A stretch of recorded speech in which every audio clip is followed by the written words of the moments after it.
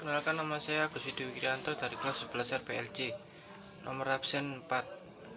Saya akan menjelaskan teknik normalisasi dalam basis data. Normalisasi adalah cara yang diterapkan dalam basis data yang bertujuan untuk mensterilkan tabel agar terlihat normal dan sesuai fungsinya. Jadi, tabel-tabel itu benar-benar sesuai fungsi dan identitasnya. Berikut contohnya. Jadi kita punya tabel mahasiswa yang kita hubungkan ke tabel mata kuliah, tapi di tabel mata kuliah ini menjadi tidak pure karena ada field ID mahasiswa di sini. Karena secara tidak logis ID mahasiswa ini hanya berhak berada di tabel mahasiswa. Tabel mata kuliah harus pure benar-benar ini tabel mata kuliah. Caranya bagaimana? Ini saya tunjukkan caranya. Bagaimana caranya?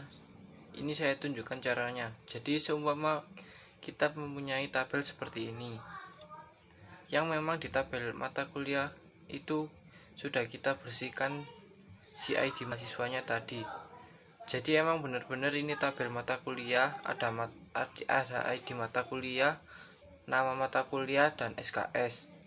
Misal kita tambahin tabel ruangan mahasiswanya tadi. Jadi emang benar-benar ini tabel mata kuliah, ada ID mata kuliah, nama mata kuliah, dan SKS. Misal kita tambahin tabel ruangan. Nah, kita untuk tabel normalisasi harus membuat satu tabel lagi. Misalnya di sini tabel perkuliahan, yang mana tabel perkuliahan ini menghubungkan tabel yang bersangkutan, mengambil dari ID mahasiswa di dalam tabel mahasiswa. Kedua, yaitu ID mata kuliah di tabel perkuliahan menerima dari ID mata kuliah di tabel mata kuliah. Ketiga, ID ruangan di tabel perkuliahan menerima dari ID ruangan di tabel ruangan. Jadi, misalkan kita membaca ID perkuliahan 6, itu ada ID mahasiswa 1.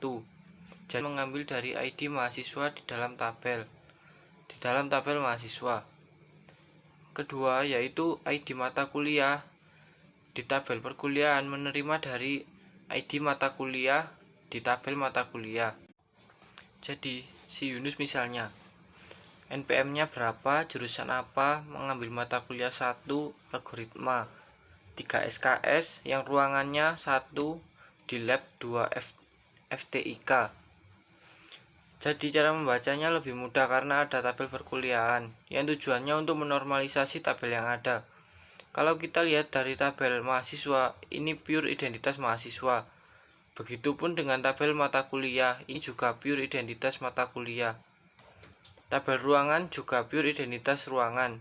Dan ketiga tabel tersebut dihubungkan dalam satu tabel, yaitu tabel perkuliahan.